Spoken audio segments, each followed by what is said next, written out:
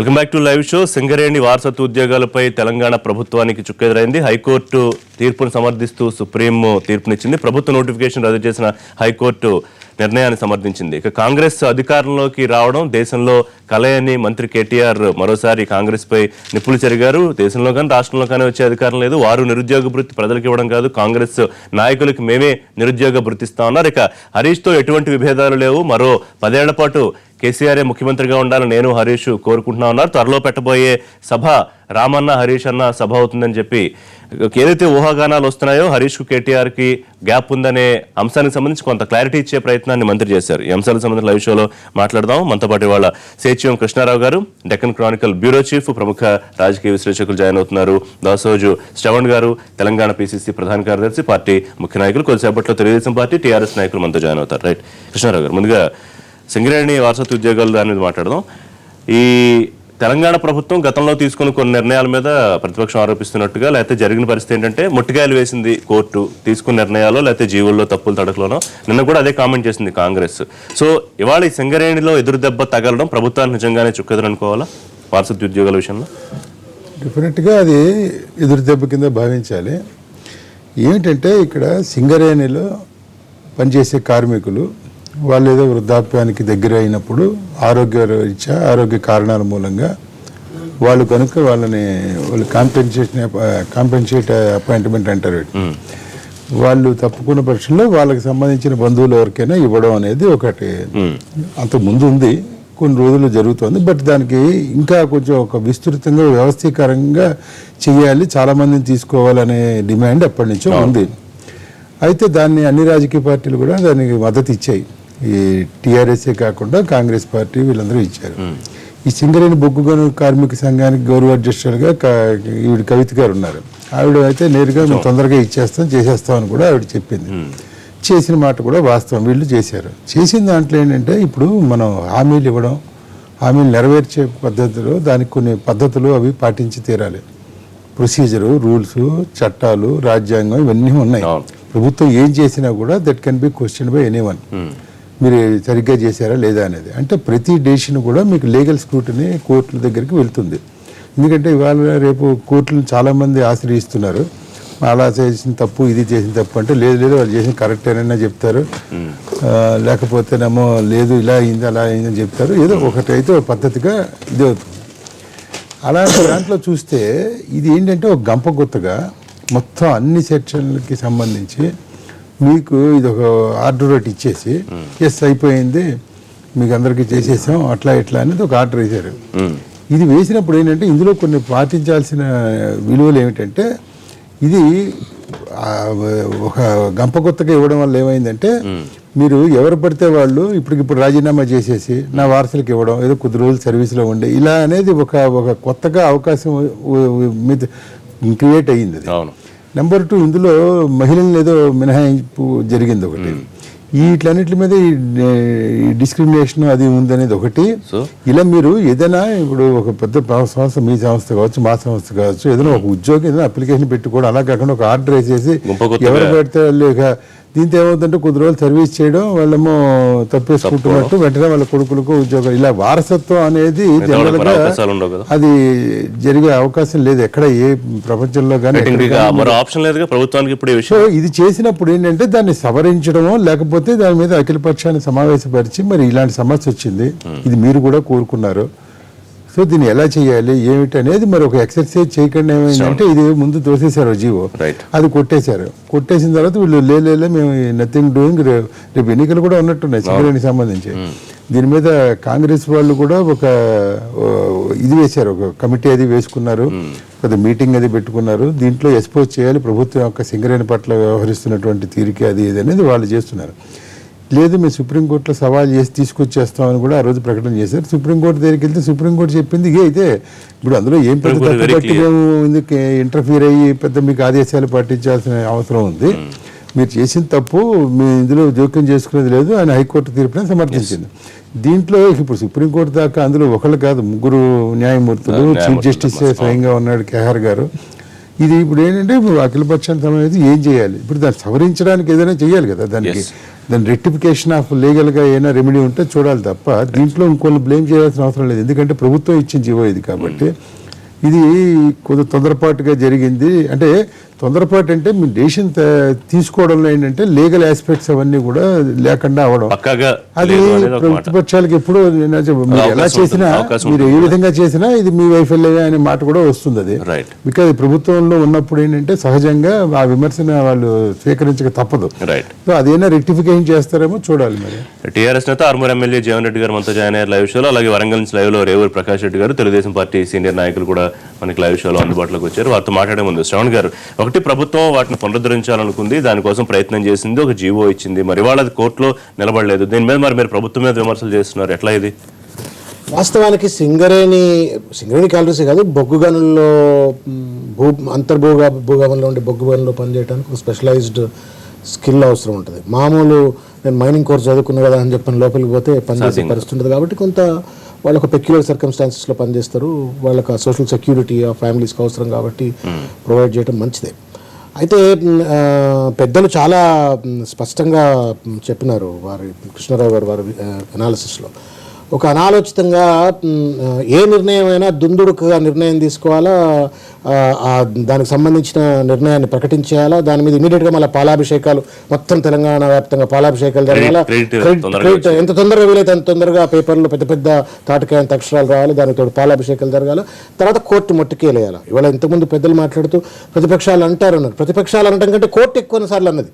దాదాపు ఒక 25 ఉదంతాలు ఉంటాయి హైకోర్టు ఈ ప్రభుత్వాన్ని మొట్టికే వేసింది అంటే. There is something called consequential thinking అని చెప్పని ఒక పదం ఉంటుందండి. అంటే మనం పరిపాలన చేసేటప్పుడు, పాలసీలు తయారు చేసేటప్పుడు ఈ నిర్ణయం తీసుకుంటే జరగబోయే పరిణామం ఎట్లుంటుంది అని చెప్పని కాన్సిక్వెన్షియల్ థింకింగ్ అంటారు. అది చాలా ఇంపార్టెంట్ అయినటువంటి, పర్టికులర్గా ఒక కీలకమైన నిర్ణయాలు తీసుకునేటువంటి ఒక ఇంత పెద్ద యంత్రాంగాన్ని నడిపేటువంటి వాళ్ళు కాన్సిక్వెన్షియల్ థింకింగ్ అనేటువంటి చాలా ఇంపార్టెంట్ స్ట్రాటజీగా దాన్ని వాడుకోవాలి.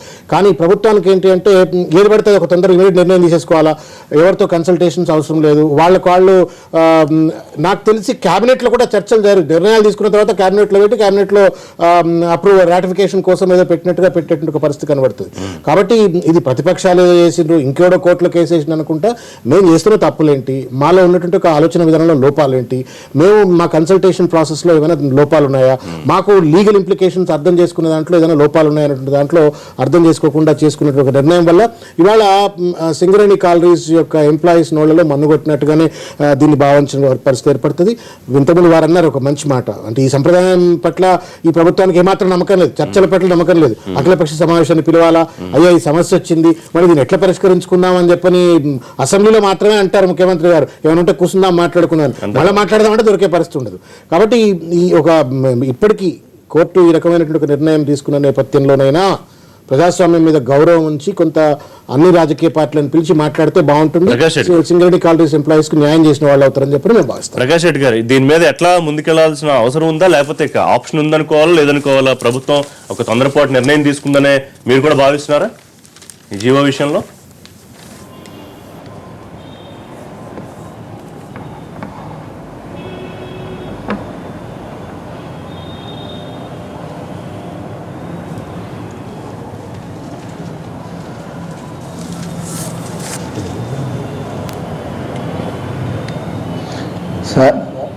సార్ ఒక్క విషయం నేను చాలా స్పష్టంగా తెలుసుకున్నాను. ఎందుకంటే చంద్రశేఖరరావు గారు ఏదో కొత్తగా రాజకీయాల్లోకి వచ్చిన వ్యక్తి కాదు, లేదా నిన్న మొన్న ఏదో ఎమ్మెల్యే అయ్యి ముఖ్యమంత్రి అయిన వ్యక్తి కాదు. 83 నుండి కూడా శాసనసభలో ఉన్నాడు, పార్లమెంట్లో ఉన్నారు, మంత్రిగా చేశారు, డిప్యూటీ స్పీకర్గా చేశారు. అంటే ఇంత రాజకీయ అనుభవమే కాకుండా ప్రభుత్వం నడిపే దాంట్లో కూడా అనుభవం గల వ్యక్తి. అంటే ఇంత అనుభవం గల వ్యక్తి వాళ్ళ ఒక నిర్ణయం తీసుకున్నాడు అని అంటే అది రాజకీయ కోణంలో రాజకీయ దురుద్దేశంతో తీసుకున్న నిర్ణయాలే కానీ అదే. ఎందుకంటే ప్రభుత్వంలో ఉన్నప్పుడు ఇంత అనుభవం ఉన్న ముఖ్యమంత్రిగా ఉన్నప్పుడు అక్కడ లీగల్ అడ్వైజర్స్ ఉంటారు, senior officers, IAS officers, senior officers ఉన్నారు. వాళ్ళందరికీ తెలియక కాదు ఇది. ఎందుకంటే హైకోర్టులో కానీ సుప్రీంకోర్టులో పోయినా ఏడికి పోయినా ఇది కొట్టుడు పోతుంది అని చెప్పి వాళ్ళకి తెలుసు. కానీ ఎందుకు తీసుకున్నారు మీరు అని అంటే, ఒకటే, నేను చేద్దాం అనుకున్నా, నేను చేసినా, కానీ సుప్రీంకోర్టు హైకోర్టు అడ్డుపడ్డాది, అందునుంచి నేను చేయలేకపోయినా అంటే అటు అనుకున్న పని జరగదు. ఆయన ఏదైతే దురుద్దేశంతో నిర్ణయం తీసుకున్నాడో దాని లబ్ధి మాత్రం చేకూరుతుందని తీసుకున్న నిర్ణయమే కానీ ఇది చంద్రశేఖరరావు గారికో లేకుంటే ప్రభుత్వానికో తెలవక తీసుకున్న నిర్ణయం అని చెప్పి నేను అనుకోను. అదే కాకుండా ఇవాళ రిజర్వేషన్స్ విషయంలో కూడా అదే పని చేస్తున్నాడు. కేంద్రం మీదనో, కేంద్రం తీసుకోకుండా నేను సుప్రీంకోర్టుకు పోతా, సుప్రీంకోర్టులో పోరాటం చేస్తా అని చెప్పి మాట్లాడుతున్నాడు అని అంటే, నేను ఇస్తాననుకున్నాను కానీ కోర్టులు ఒప్పుకోవడం లేదు, కేంద్రం ఒప్పుకోవడం లేదు అని చెప్పి ఒక సానుభూతి పొందే క్రమంలో నిర్వహించే కార్యక్రమాలే కానీ ఇది చంద్రశేఖరరావు గారికి తెలవక చేస్తుండు అని అనుకుంటే మాత్రం అది మన అమాయకత్వం అని నేను చెప్పక తప్పదు. రెండోది, ఇవాళ ఒకటే విషయము, ఎనీ డిపార్ట్మెంట్ ఇవాళ సింగరేణిలో వారసత్వ ఉద్యోగాలు అని చెప్పి ఎవరైనా కూడా అతను తప్పుకుని అతని వారసత్వానికి ఉద్యోగాలు ఇవ్వచ్చు. కానీ సింగరేణిలో ఉన్న రూల్ ఏంటి, అనారోగ్యానికి తోటి గురయ్యి మెడికల్గా సర్టిఫై అయ్యి నా వ్యక్తులకు వాళ్ళ కుటుంబాన్ని ఆదుకోవడానికి ఇచ్చే ఉద్యోగము ఇది. కానీ దీన్ని ఇప్పుడు వారసత్వంగా చేసిండు అంటే వాళ్ళ సింగరేణిలో చేసినావు, రేపొద్దున ప్రభుత్వంలో కూడా చేయాలన్నట్టే కదా. ప్రభుత్వంలో ఉన్న ఐఏఎస్ ఆఫీసర్ కొడుకే ఐఏఎస్ లేకుంటే ఇంకా వాడికారుగా ఉండాలి, లేకుంటే ప్రభుత్వంలో ఉన్న ఉద్యోగ కొడుకే మళ్ళీ ఉద్యోగంలో రావాలి. కడవాళ్ళకి మాత్రం అవకాశం అవసరం లేదన్నట్టే కదా. ఎందుకంటే ఇది ఎట్లున్నది అని అంటే, నేను చేస్తానన్నా ప్రతిపక్షాలు వద్దన్నారు అని చెప్పి అనడానికి ఉపయోగించుకోవడానికి చేసే కుట్రపూరితమైన ఆలోచనే కానీ ఇది అనుభవ రాహిత్యంతో చేసింది కాదు. ఇది రాజకీయ దురుద్దేశంతో తీసుకునే నిర్ణయాలు. ఇవాళ రిజర్వేషన్స్ విషయం కానివ్వండి, ఆ రోజు సింగరేణి వారసత్వ ఉద్యోగాలు. గౌరవనీయులు రాష్ట్ర ముఖ్యమంత్రి వర్యులు కేసీఆర్ గారు మేనిఫెస్టోలో పెట్టిన అంశాలన్నింటినీ కూడా తూచా తప్పకుండా అమలు చేయాలన్న ఉద్దేశం ఒకటి. సకల వర్గాలకు, సంపన్న వర్గాలకు ఈ రాష్ట్రంలో ఉన్న డిమాండ్స్ ఏవైతే ఉన్నాయో అవి బీడీ కార్మికుల పింఛన్లు కావచ్చు, కాంట్రాక్ట్ ఉద్యోగస్తులను రెగ్యులరైజ్ చేయడం కావచ్చు, అది నిన్నగాక మొన్న ఈ వారసత్వ ఉద్యోగాలు ఇవ్వడం కావచ్చు. ఎందుకంటే తన ప్రాణాన్ని సైతం చేయకుండా కొన్ని కిలోమీటర్ల లోతులోకి భూమిలోకి వెళ్ళి అనారోగ్యానికి పాలవుతూ కూడా నేను ఈ దేశ సంపద కోసం పనిచేస్తా, ఈ దేశ సంపద పెంచుతా అని కార్మికులు పనిచేస్తున్న తరుణంలో గడిచిన 30 సంవత్సరాల నుంచి ఈ డిమాండ్ ఉంది. తెలంగాణ ఉద్యమ డిమాండ్ తర్వాత మళ్ళీ ఇదే డిమాండ్, అంత పెద్ద డిమాండ్. అంతకుముందు వారసత్వ ఉద్యోగాలు అనారోగ్యకరంగా ఉన్న వాళ్ళకి ఇచ్చేది. 30 సంవత్సరాల తర్వాత కూడా ఈ తెలంగాణ రాష్ట్రం వచ్చిందే మనందరి అన్ని వర్గాలను సంతోషపెట్టడానికి, అన్ని వర్గాలకు సౌకర్యం కల్పించడానికి, అన్ని వర్గాల కోరికలను ఎవరు అనట్లేదు. కానీ ప్రభుత్వం ఎవరిని సంప్రదించకుండా ఏకపక్షంగా చేసిన తొందరపాటు చర్య వల్ల ఇవాళ ఎంతమంది వేల జీవితాలు క్వశ్చన్ మార్కులు దగ్గర ఆగాయా అనేది ప్రశ్న కదా. అవ్వ అడుక్కొని ఇవ్వదు, బువ్వ పెట్టదు అన్నట్టుంది. అంటే వద్దంటారంటే వద్దన్నది ఎవరండి? కాంట్రాక్ట్ ఉద్యోగస్తులు రెగ్యులరైజ్ చేస్తామంటే కోర్టుకు వెళ్ళింది ఎవరండి?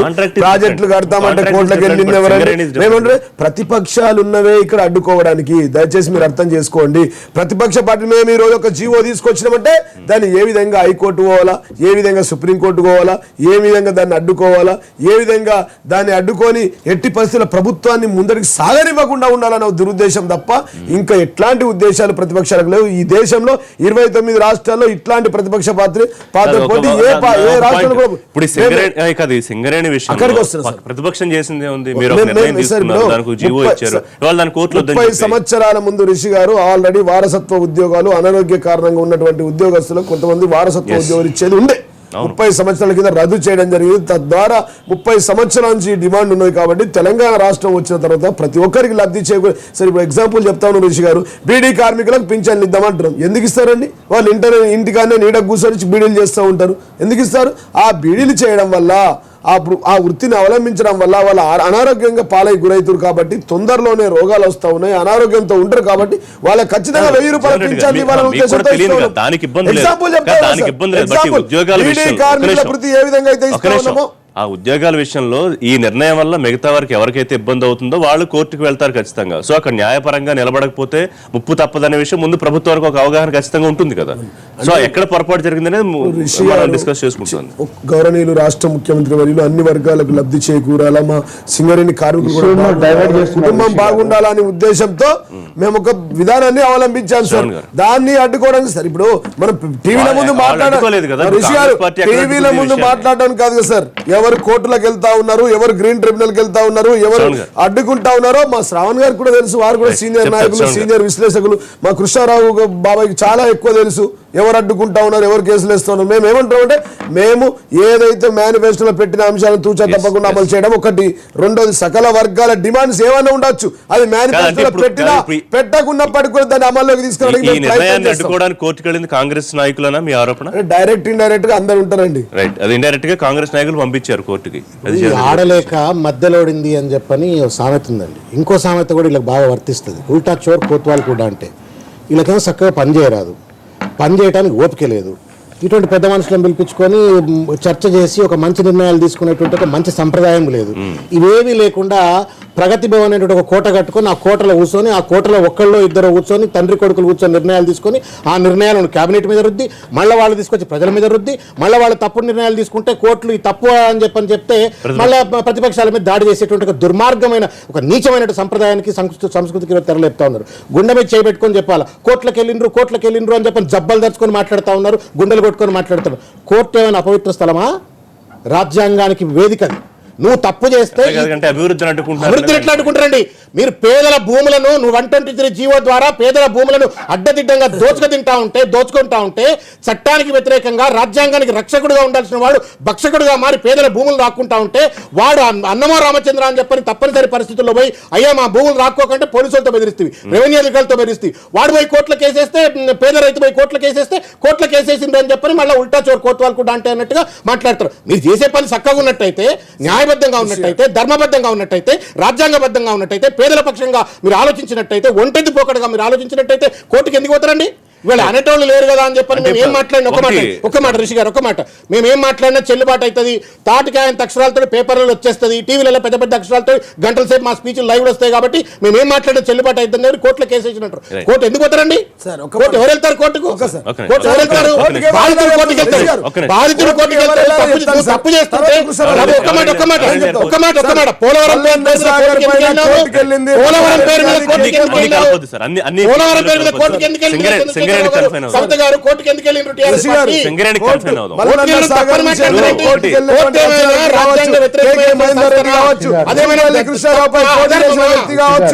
కాంగ్రెస్ పార్టీ బీజేపీ నాయకుడు కాదా? రచనారెడ్డి, కేకే వాళ్ళు కాదా? కాంట్రాక్ట్ ఉద్యోగం ఎవరు కాంగ్రెస్ నాయకులు కాదు. ఈ రోజు తెర వెనుక ఉండి రచనారెడ్డి కాంగ్రెస్ కాదా? సార్ చట్టం పైన అవగాహన లేదు, రాజ్యాంగం మీద అవగాహన లేకుండా మాట్లాడతారు వీళ్ళు టీఆర్ఎస్ వాళ్ళు. నేను ఒకటే విషయం చెప్తా ఉన్నా, ఈ దేశంలో అంబేద్కర్ గారు రాజ్యాంగం రాసిన తర్వాత ఆ రాజ్యాంగాన్ని పరిణతి చెందినటువంటి ఒక ఉద్గ్రంథంగా తయారు కావడానికి కోర్టులు అనేక రకాలైన తీర్పులు ఇచ్చినాయి. It is the courts of this judiciary of this country that have shaped the destiny of the democracy in this country. కోర్టుకు పోతే తప్పైనట్టు, కోర్టు తీర్పులు తప్పైనట్టు, వీళ్ళు అచ్చమైన పనులు చేస్తున్నాడే, కోర్టులో తప్పులు చెప్తున్నాయట. ఇప్పుడు ఒకసారి ఏమైందంటే, ఎన్టీ రామారావు గారు ముఖ్యమంత్రిగా ఉన్నప్పుడు ద్రోణంరాజు సత్యనారాయణ గారు, ఆయన అప్పుడు పీసీసీలో ఆర్గనైజింగ్ సెక్రటరీగా ఉండేవాడు, పాత ఎంపీ, మాజీ ఎంపీ కూడా ఆయన పెద్ద రిట్ వేసాడు, 194 ఆరోపణలు చేశాడు. పాడేరులో వాడు చచ్చిపోతే దానికి కూడా ముఖ్యమంత్రి బాధ్యుడు కాబట్టి ఆయన దిగిపోవాలి అని ఒకటి. ఇలాగా 194 కారణాలు, వాడు యాక్సిడెంట్లో పోయాడని ఇంకా రకరకాలుగా వేశాడు. ఈ వాళ్ళకి దోచిపెట్టాడు, వీళ్ళు దోచిపెట్టాడు అని ఏవో చేశారు. ఆ కేసు వేరే డిఫరెంట్. అప్పుడు లోకల్ స్టాండ్ అని ఉంటుంది ప్రతి ఈచ్ అండ్ ఎవ్రీ కేసుకి, ఫర్ ఎనీ రిట్ పిటిషన్కి లోకల్ స్టాండ్ ఉంటుంది. నీకేంట్రా సంబంధం అని అడుగుతారు కోర్టు వాళ్ళు. నేను ఓటర్ని, లేకపోతే నా ఫలానా నిర్ణయం మూలంగా నాకు ఈ ఎఫెక్ట్ అయిందా లేదో మనం జస్టిఫై చేయాలి. అది నమ్మచ్చు, నమ్మకపోవచ్చు. అప్పుడు లోకల్ స్టాండ్ మీద పెద్ద వాదనలు జరిగాయి. పెద్ద పెద్ద వాళ్ళందరూ వచ్చారు. ఎన్టీ రామారావు గారు గవర్నమెంట్ చీఫ్ మినిస్టర్ కదా, పెద్దవాళ్ళని పెట్టినప్పుడు అప్పుడు తీర్పు ఇచ్చారు యోగేశ్వర్ దయాలు వాళ్ళు. ఏమనంటే నో, ఆయన కట్టాల భాస్కరన్ గారు, నాట్ యోగేశ్వర్ దయాలు, కట్టాల భాస్కరన్ అది చీఫ్ జస్టిస్. ఆయన ఏమి ఇచ్చాడంటే, ఆయన కాంగ్రెస్ వాడు అయినప్పటికీ ఆయన పౌరుడుగా ఆయనకి ప్రశ్నించే హక్కు ఉంది, కోర్టుకు వచ్చే హక్కు ఉంది. ఇది మేము ఎలవ్ చేస్తున్నాం అని రిట్ ఎలవ్ చేశారు, తీర్పు వేరే ఇచ్చారు, అది పక్కన పెడతాం. ఇక్కడ ఈ కాంగ్రెస్ ఈయన మన టీవీ ఛానల్లో వచ్చే మహేందర్ రెడ్డి అంతకుముందు కాంగ్రెస్ ఆయన, ఇప్పుడు కాంగ్రెస్ ఆయన. ఏమిటైతే రచనారెడ్డి ఇచ్చినారెడ్డి ఇదే కాదు, ఇందాక ఆయన నేను గుర్తు చేద్దాం అనుకున్నా ఆయనే గుర్తు చేశారు. పోలవరానికి ఎగెనిస్ట్గా కవిత గారు వెళ్ళారు, వినోద్ గారు పోటీ చేశారు కదా టీఆర్ఎస్ ప్రతిపక్షంలో ఉన్నప్పుడే. ఇప్పుడు అక్కడ పక్కన చంద్రబాబు నాయుడు ఆరోపిస్తున్నాడు కదా ప్రతిపక్షాలు అడ్డుకుంటున్నాయి పోలవరం ఏదో చేయబోతుంటే అని, అక్కడ కూడా ఏవో కేసులు వేస్తున్నారు. సో ఇవన్నీ వీళ్ళు వేస్తూనే ఉంటారు, ప్రతిదానికి లోకల్ స్టాండే ఉంటుంది. వీళ్ళు రైతులు వేశారు, రైతుల పక్షాన్ని ఆయన వాదిస్తున్నాడు. మీరు పొలిటికల్గా చెప్పొచ్చు ఇది కాంగ్రెస్ వాళ్ళు వెనకాల చూసే, but you cannot deny the right someone approaching the court, higher court through writ petition. అది వాళ్ళకి హక్కు. అది ఆర్టికల్ 32 కింద కానీ 226 కింద కానీ ఇది ప్రజలకు మొత్తం దేశ ప్రజానికి అందరికీ ఉన్న హక్కు అది. అయితే తెరాస ప్రభుత్వం వచ్చిన తర్వాత మనం అన్ని కొట్టేస్తున్నారు, ముట్టుకేలు వేసేస్తుంది. ఇది ఎలా పెట్టినా చాలా కొన్ని వందల వేల లక్షల నిర్ణయాలు తీసుకున్నారు. వీటిని చాలా వరకు సవాల్ చేశారు, చాలా వరకు కోర్టు సమర్థించింది కూడా. తెరాస ప్రభుత్వం అంతా ఏకపక్షంగా చేస్తుందని లేదు, చాలా వరకు ఓకే అని మళ్ళీ డివిజన్ బెంచ్కి అప్పీల్కి వెళ్ళినప్పుడు వాటిని సమర్థించారు కోర్టులో. అవి గురించి మనం మాట్లాడుకోవడం. బట్ ఇక్కడ ఏంటంటే మీరు ఏదో చెప్తారండి, ఆయన ఏదో హామీ ఇస్తాడు ప్రజలు, అది చెయ్యాలంటే ఇప్పుడు మరి ఆయన అసలు నిన్న బిల్లు ఎందుకు పెట్టాడు ముస్లింలు దానికి సంబంధించి? ఆయన హామీ ఇచ్చాడు కదా ఎడ్యుకేట్ ఆర్ట్ ఎందుకు ఇవ్వాలా? అది ఎడ్యుకేట్ ఆర్ట్ ఇస్తే చల్లదని ఆయనకే తెలుసు. చట్టం మళ్ళీ కేంద్రానికి పంపడం 90 షెడ్యూల్ అలా చేసిన అదే పద్ధతిలో ఇందాక ఆయన చెప్పినట్టుగా ఈ మనకి ఏమవుతుంది, ఇది ఇస్తే ఇది చెల్లుబాటు అవుతుందా లేదా అనేది ఒక నలుగురితో మాట్లాడడం, ఒక ప్రెసిడెంట్ లేదని అప్పుడు చేస్తే వాళ్ళు తప్పు పట్టిందల్లా హైకోర్టు. మీరు ఇది అందరికీ వర్తింపజేస్తారు ఒకసారి అంటే గంప కొత్తగా ఎవడు పడితే వాడు జ్వరం వచ్చిందే నేను తప్పుకున్నాను మా అబ్బాయికి ఇచ్చేయండి ఉద్యోగం, ఇలా కుదరదు కదా. అందులో డిస్క్రిమినేట్ మగ ఆడ ఇవన్నీ చాలా ఉన్నాయి. వాళ్ళు పాయింట్ అవుట్ చేశారు ఇది సరిగ్గా లేదు అది సరిగ్గా లేదని. ఇవన్నీ మీరు రెక్టిఫై చేసి ఇస్తే మీకే వస్తుంది. అది నేను చెప్పేది చట్ట పద్ధతి ఉండి తీరాలండి.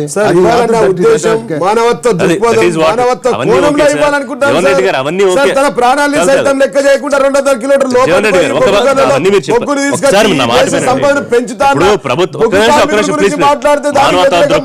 లేకపోతే మంచి చేయాలి సంక్షేమం ఇవన్నీ కానీ కోర్టుకి ఎవరన్నా వెళ్ళినప్పుడు నేను ఆయన ఇంకొకళ్ళు వెళ్ళినప్పుడు చట్టబద్ధత అనేది కావాలి కదా. దట్ ఈస్ వాట్ చట్టబద్ధత లేదని కోర్టులకు వెళ్ళే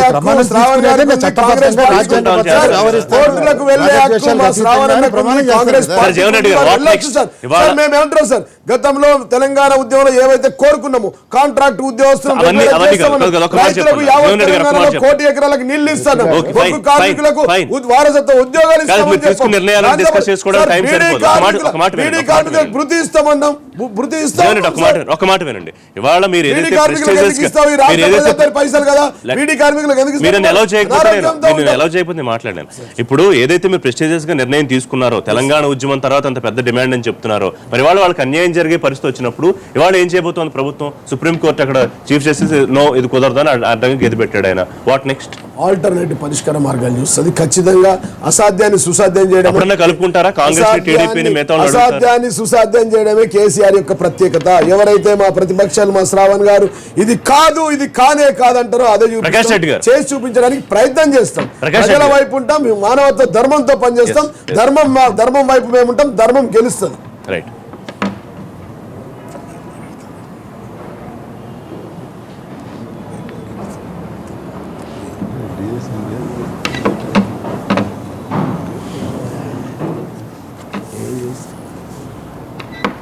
సార్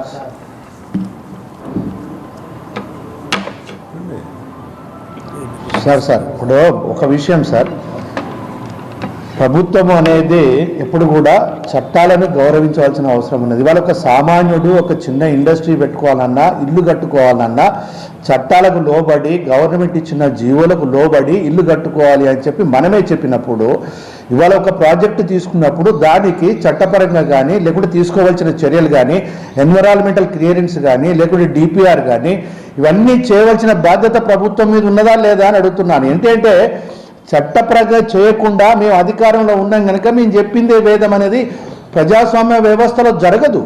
చట్టానికి లోబడి కార్యక్రమాలు చేయవలసిన అవసరం ఎంతైనా ఉంది. రెండోది వాళ్ళ మేనిఫెస్టో అని చెప్పి జీవన్ రెడ్డి గారు మాట్లాడుతున్నారు. మేనిఫెస్టో కూర్పు చేసేటప్పుడు కూడా చట్టానికి మనం ఏది చేయగలుగుతాము ఏది చేయలేము అని చెప్పి ఒక అవగాహనతోటి చేయవలసిన బాధ్యత ఉన్నది. కానీ ఏంటి అని అంటే మొదలు ఓట్లు వేయించుకుందాం, ప్రజల్ని ఏదో విధంగా మభ్యపుచ్చి చేసి ఓట్లు వేయించుకుందాం, మనం అధికారంలోకి వచ్చిన తర్వాత చూద్దాంలే అనే పద్ధతిలో ఇవాళ మేనిఫెస్టోలో ఒక ప్రిపరేషన్ కూడా జరుగుతుంది. ఇది జగమెరిగిన సత్యము. ఇవాళ సుప్రీంకోర్టు కూడా చాలా స్పష్టంగా చెప్పింది. మేనిఫెస్టోలో ఒకటి చెప్తున్నారు, చేసేది ఇంకోటి చెప్తున్నారు అని చెప్పి కూడా సుప్రీంకోర్టు కూడా చాలా స్పష్టంగా చెప్పడం జరిగింది. నుంచి వాళ్ళు ఒకటే అంటున్నాను సార్, ప్రతిపక్ష పార్టీలు అడ్డుకుంటున్నాయి అనే దానికన్నా ఇవాళ ప్రతి పౌరుడికి కృష్ణారావు గారు చెప్పారు, చాలా స్పష్టంగా చెప్పింది, ప్రజాస్వామ్య వ్యవస్థలో పౌరుడు అనేవాడికి ప్రతి ఒక్కడికి ప్రభుత్వాన్ని కానీ లేకుంటే పక్కన ఉన్న వ్యక్తి ఏమైనా తప్పు చేసినా అడిగే హక్కు ప్రతి ఒక్క వ్యక్తికి ఉన్నది. ఆ హక్కును కాలు రాసే విధంగా రాజకీయంగా ప్రతిపక్షాల మీద నెట్టేసి తప్పించుకోవాలని ప్రయత్నం చేస్తున్నారు. ఇవాళ కృష్ణారావు గారు ఒక మాట అన్నారు, కోర్టులు కూడా తప్పు చేస్తున్నాయా, కోర్టులు ఒక కేసు వచ్చిన తర్వాత ఇది టేకప్ చేయాలన్నా చెయ్యొద్దా అని పరిశీలించిన తర్వాతనే తీసుకుంటామని జరుగుతుంది. కొందరు పిటిషన్స్ చేసిన తర్వాత ఇది పిటిషన్కి అర్హత లేదు అని చెప్పి కూడా డిస్మిస్ చేసిన సందర్భాలు కూడా ఉన్నాయి. అంటే వీళ్ళు ఏ విధంగా అయిపోతున్నారు అని అంటే కోర్టులను తప్పుపడుతున్నారు, ప్రతిపక్షాలను తప్పుపడుతున్నారు, మేధావి వర్గాన్ని తప్పుపడుతున్నారు. ఎటొచ్చి ఏంటంటే ఒక రాజకీయమైన దురాలోచనతోటి తీసుకునే నిర్ణయాలే కానీ చిత్తశుద్ధితో తీసుకునే కాదు అని మేము అంటున్నాం. మొదటి మేము ఒకటి చెప్తున్నాం, ఏ నిర్ణయం తీసుకున్నా చట్టానికి లోబడి లేదా సుప్రీంకోర్టు హైకోర్టు మొట్టిగా లేకుండా ప్రజలకు ఉపయోగపడే విధంగా నిర్ణయం తీసుకుంటే ప్రతిపక్షాలు తప్పకుండా దురుద్దేశపూరితమైన ఆలోచనతో తీసుకున్నప్పుడే.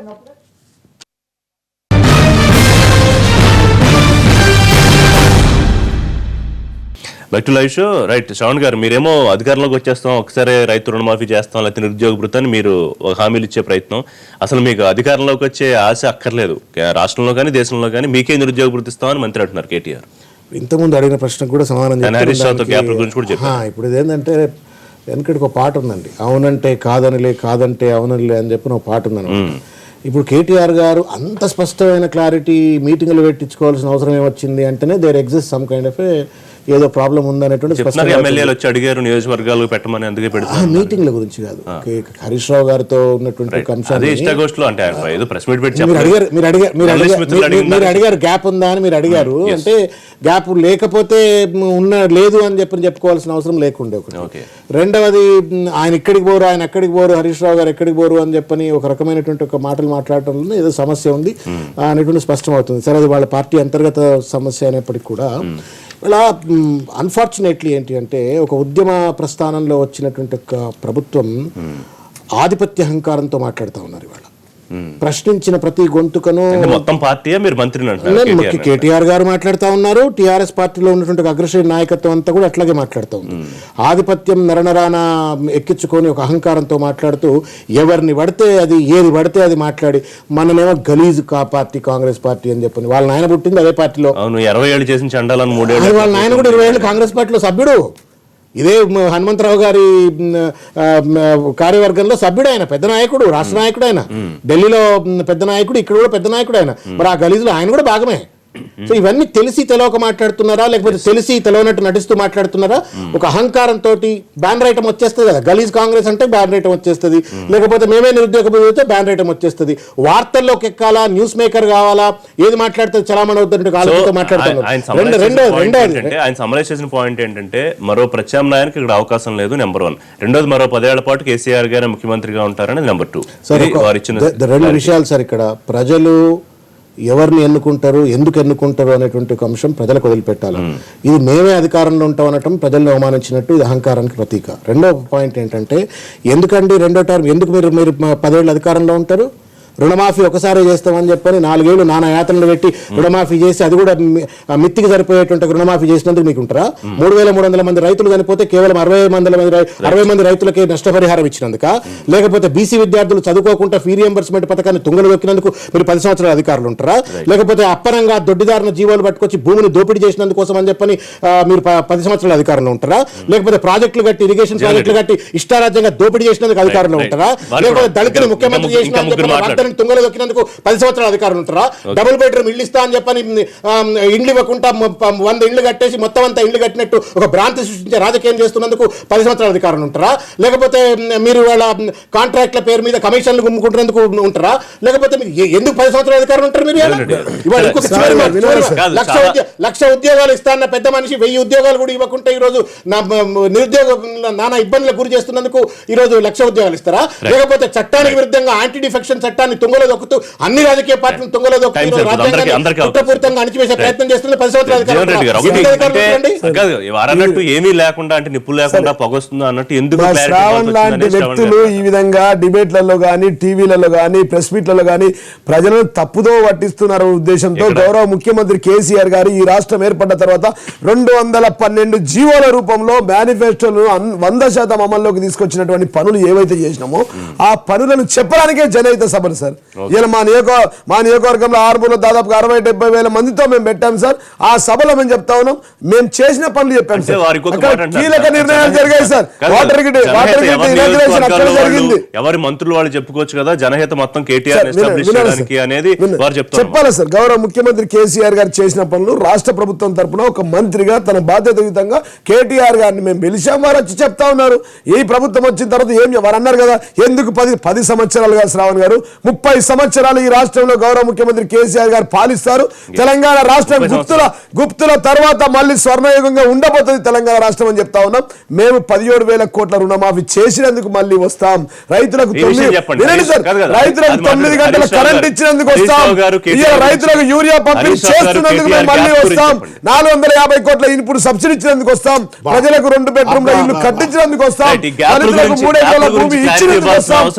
పిల్లగాళ్లకు హాస్టళ్లలో సన్నబియ్యం ఇచ్చినందుకు 30 ఏళ్ళు ఈ రాష్ట్రాన్ని పాలిస్తాం సార్. ఇద్దరి మధ్య గ్యాప్ లేదని పదే ఎందుకు చెప్పుకోవాల్సి వస్తుంది అంటే ఇప్పుడు 100% సార్. ఎందుకు గ్యాప్ ఉంటుంది సార్? ఇది ఉద్యోగ పార్టీ. గౌరవ ముఖ్యమంత్రి కేసీఆర్ గారు అనవసరంగా ప్రతిపక్ష పార్టీ నాయకులు వారికి చేతగాక వాళ్ళ పార్టీని అభివృద్ధి చేసుకోలేక వాళ్ళ పార్టీ మునిగిపోయింది, వాళ్ళ పార్టీ దుకాణం బంద్ అయిన ఉద్దేశంతో మా కుటుంబంలో కలహాలు తీసుకురావాలనే ఉద్దేశంతో హరీష్ రావు గారు కాంగ్రెస్ కి రండి, హరీష్ రావు గారు బీజేపీ ఎందుకు వెళ్తారండి? గౌరవ ముఖ్యమంత్రి గారికి అత్యున్నత స్థానం ఇచ్చారు. హరీష్ రావు గారికి ఇరిగేషన్ మంత్రి ఇచ్చారు. ఉద్యమ సమయంలో 2006లో సార్ ఎమ్మెల్యే లేకుండా మంత్రి పదవి ఇచ్చారు సార్. అట్లాంటి గొప్ప అవకాశాలు ఇచ్చినటువంటి గౌరవ ముఖ్యమంత్రి గారిని వదిలి ఎందుకు వెళ్తారు? ఆ చర్చ ఎందుకు కావాలని ఈ పార్టీలో అంతర్గత కళాలు సృష్టించాలని, కుటుంబంలో అంతర్గత కళాలు తీసుకురావాలని కాంగ్రెస్ పార్టీ చేస్తుంది. కాంగ్రెస్ పార్టీకి చేతగాక మీకు దమ్ము ధైర్యం ఉంటే ప్రజల వద్దకు వెళ్ళండి. 17,000 కోట్ల రుణమాఫీ ఎందుకు ఇచ్చారని అడగండి. 9 గంటల కరెంట్ ఎందుకు ఇచ్చారని అడగండి. ఎరువుల పంపిణీ ఎందుకు చేస్తున్నారని అడగండి. అప్పుడు ప్రజలు చెప్తారు సార్. ఏం రిషి గారు 36 నోటిఫికేషన్ల ద్వారా దాదాపుగా ఇప్పటికే 26,000 ఉద్యోగాలు ఇచ్చాం సార్. 1000 ఉద్యోగాలు ఇవ్వాలని చెప్పి ప్రకాష్ రెడ్డి గారు.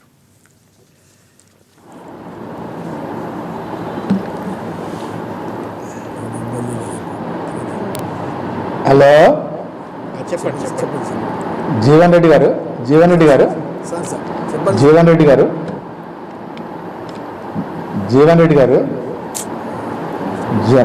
సార్ ఒకటే రిషి గారు, ప్రతి సందర్భంలో మాది ఉద్యమ పార్టీ, మేము ఇష్టం వచ్చినట్టు చేస్తాము, ఇంకెవరు చేయలేదు అనేది అయితే మాట్లాడుతున్నారో అది చాలా పొరపాటు అండి. ఉద్యమ పార్టీ ఒక టీఆర్ఎస్ పార్టీ కాదండి. తెలంగాణ రావడానికి జీవన్ రెడ్డి గారు ఒక్క నిమిషం. తెలంగాణ రావడానికి 4 కోట్ల ప్రజల యొక్క భాగస్వామ్యంతో ఇవాళ తెలంగాణ వచ్చిందనే వాస్తవం మనం ఇక్కడ గ్రహించవలసిన అవసరం ఉన్నది. Number 1 sir.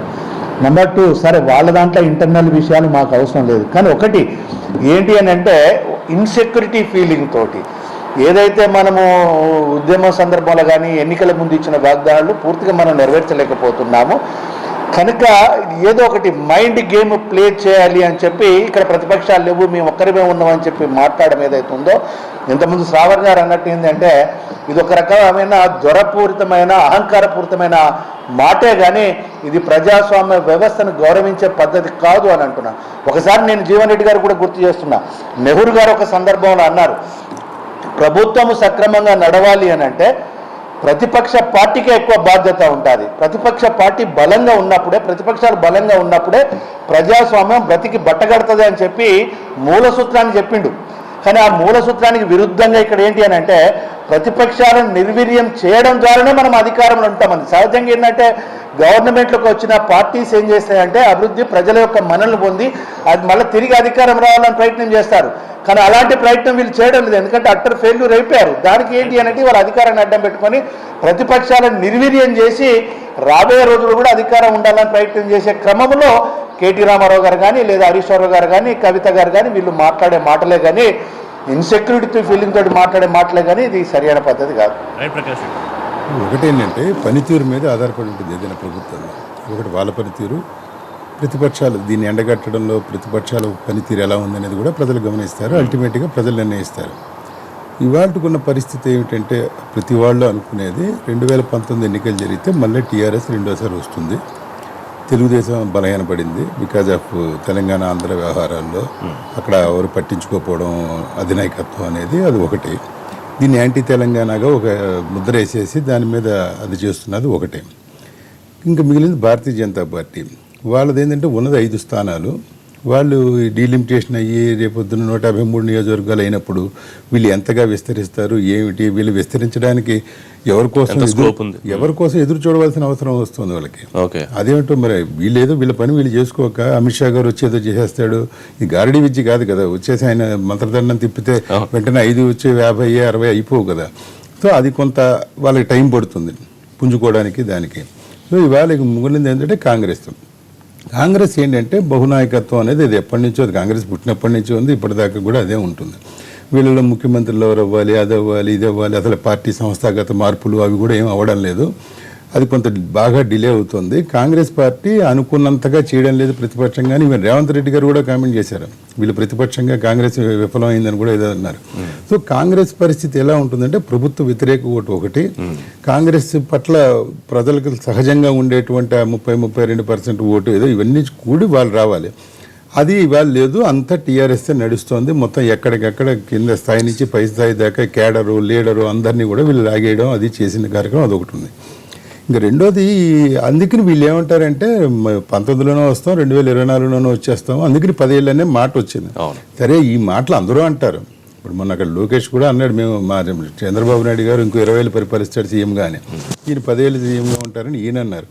ఈ మాటలు కాంగ్రెస్, భారతీయ జనతా పార్టీ, మోడీ, అమిత్ షా వీళ్ళెవరు కూడా ప్రతి వాళ్ళు అధికారంలో ఉన్న వాళ్ళు ఇంకా మేము ఉంటాము అలా ఇలా అని చెప్పడం, ప్రతిపక్షానికి ఏమీ రావు వాళ్ళ పని అయిపోయింది అది అంటే అది సహజం, అదేం పెద్ద దాన్ని గొప్పగా తీసుకోవాల్సిన అవసరం లేదు. రెండోది విభేదాలు వ్యవహారం హరీష్ రావు అంటే చంద్రశేఖరరావు గారు ముఖ్యమంత్రి అయిన రోజున హరీష్ రావు గారిని కేటీ రామారావు గారు ఇద్దరిని ఒకేసారి క్యాబినెట్లో తీసుకోవడం మంచి ఇట్స్ ఎ గుడ్ స్ట్రాటజీ. ఆయన ప్రకారం ఆయన కేటీ రామారావు కొడుకు కదా అని బయట పెట్టుంటే ఇంకోలా ఉండేది. ఎందుకంటే మన రకరకాల రాజకీయ పరిణామాలు ఈ రాష్ట్రంలోనూ ఉమ్మడి రాష్ట్రంలోనూ అన్ని రకాలు చూసాం. ఈ వారసత్వ వ్యవహారాలు, వెన్నుపోటు రాజకీయాలు అన్ని రకాలు ఈ ఆంధ్రప్రదేశ్కి అందరికీ తెలుసు. సో ఎప్పుడైతే కేటీ రామారావుని తీసుకోవడం గుడ్ స్ట్రాటజీగా తీసుకోవడంతో ఏమైందంటే సమానంగా అక్కడ అయిన తర్వాత మిగతా వాళ్ళందరూ సమానులే అన్నట్టుగా ఏదో ఒక భావన కలిగింది. హరీష్ రావు వైపు గ్రూప్ అనుకున్నా, కేటీఆర్ వైపు ఇంకో గ్రూప్ వెళ్ళినా ఇలాగ ఎమ్మెల్యేల్లో వాటిల్లో అదొక ఇది అయిపోయింది. అయిపోయిన తర్వాత ఎంత కాదు కూడదు అనుకున్నా బ్లడ్ ఈ థిక్కర్ దాన్ వాటర్. ఆయన ఉండేది ఆయన ఇంట్లోనే ఉంటాడు. కొడుకు మంత్రి ప్లస్ ముఖ్యమంత్రి ఒకే ఇంట్లో ఉంటారు. కొడుకు ఎలాగో అది అందరికీ తెలుసు. హరీష్ రావు బయట ఉంటాడు.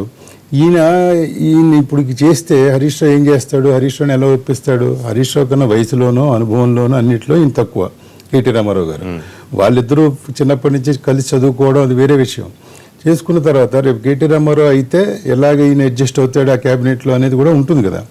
ఇదే ఒక ఇంటర్వ్యూలో అడిగితే చాలా తెరిచి ఒక గదిలో కూర్చోబెట్టి 10 సార్లు అడిగితే నువ్వు సరే ఒకవేళ కేసీఆర్ గారే నో కేటీఆర్ని చేస్తున్నానంటే నువ్వేం చేస్తావు 10 సార్లు అడిగితే ఏం చేస్తాను ఆయన ఏం చెప్తే అదే నాకు రాజకీయ జన్మనిచ్చింది ఆయన అలా అని చెప్పాడు ఆయన. సో అదే టైంలో ఫస్ట్ జనహిత మీటింగ్ ఇక ఈయన జీవన్ రెడ్డి గారే పెట్టాడు ఆర్మూర్లో. వేల మంది ఆయన ఏదో పవన్ కళ్యాణ్ చిరంజీవి వీళ్ళందరికన్నా ఎక్కువ మీటింగ్ పెడతానన్నాడు, పెట్టాడు సక్సెస్ఫుల్గా ఏదో చేశాడు. మరి ఆయనకి తర్వాత ఏం గిట్టుబాటు అవుతుందో రాజకీయంగా అది మనం చూడాలి. ఈయన ఫస్ట్ మీటింగ్ పెట్టాడు, ఇక అలా 2-3 మీటింగ్లు హుస్నాబాద్లో అయింది, ఇక్కడ అయింది, జగిత్యాలలో ఇలాగే ఏదో చేస్తున్నారు. ఇదేంటంటే ఆయన ఒక ఏడాదిగా కేటీఆర్ రామారావుని తన కొడుకుని మిగతా వాళ్ళతో కన్నా కొంచెం ఎక్కువగా ప్రొజెక్ట్ చేస్తున్నమాట వాస్తవం. అది అందులో ఎవరికి సందేహాలు ఎక్కర్లా. అది అయినప్పుడు ఇది ఎలా వస్తుంది అనేది దీని వయా మీడియాగా ఇప్పుడు లేదు హరీష్ రావు గారు కూడా అంటున్నారు కదా 10 ఏళ్ళు సీఎం కేసీఆర్ గారే ఉంటారు. కేసీఆర్ గారు ఉంటే వీళ్ళందరూ కలిసి ఉంటారు. అంతే. కేసీఆర్ కాకుండా ఇంకోటి అంటే ఆ మాట కొంచెం తేడాలు పాడాలు వచ్చే అవకాశాలు డెఫినెట్ గా ఉంటాయి. వీళ్ళు ఏంటంటే కాంగ్రెస్ ప్రతిపక్షంగా ఈ విభేదాలని క్యాష్ చేసుకోవడానికి ప్రయత్నిస్తారు. అది కూడా తప్పులేదు. కానీ ఏంటంటే మాకు వచ్చే బాహుబలి ఆయనే అన్నట్టుగా హరీష్ రావు మాకు అన్నట్టుగా అది వీరు మళ్ళీ అంత భావదారిద్ర్యం వాళ్ళకి మంచిది కాదు. కాంగ్రెస్ పార్టీకి ఏదో ఇప్పుడున్న ప్రభుత్వాన్ని వాళ్ళలో బాహుబలిని గుంజి చేయాల్సినటువంటి నిజమైన పరిస్థితిలో లేదు. ఒక అపోజిషన్ పార్టీగా వాట్ వీల్ డూ. రెండో పాయింట్ ఏంటంటే ఒక పాయింట్ ఏంటంటే వాళ్ళ అంతర్గత సమస్య అయినప్పటికీ కూడా Harish Rao undoubtedly is mass leader, ఒక మాస్ అప్పీల్ ఉన్న లీడర్. కేటీఆర్కి ఏమైంది ఇంతకుముందు వారు చెప్పినట్టుగా ఆయన 4 గోడల మనిషి లేకపోతే కొంత మాస్ అప్పీల్ ఉన్నటువంటి ఆయన కాదు, కొంత ఒక కన్ఫైన్డ్ గ్రూప్స్కు రిప్రజెంట్ చేసేటువంటి గ్రూప్స్ కనబడతారు. జనహిత సదస్సులు పెట్టుకొని ఆ మాస్ అప్పీల్ను ఎక్వైర్ చేయడం కోసం చేస్తున్న మీటింగ్లు. మీరు అప్పీల్ చేసుకోండి, ఎక్వైర్ చేసుకోండి, మాస్ అప్పీల్ తెచ్చుకోండి, కానీ అనవసరంగా కాంగ్రెస్ పార్టీ మీద దుమ్మెత్తి పోసేటువంటి రీతిలో మాట్లాడారు. ప్రతిపక్షాన్ని చేసిన పనులు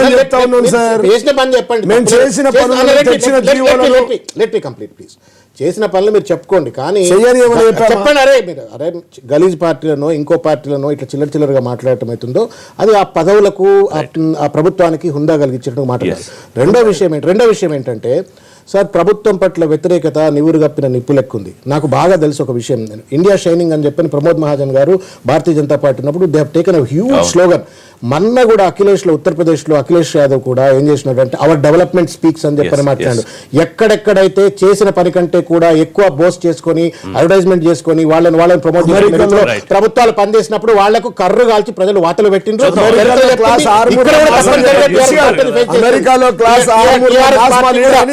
సభలో చెప్పారు సార్, అమెరికాలో క్లాస్ ఆర్మూర్ లో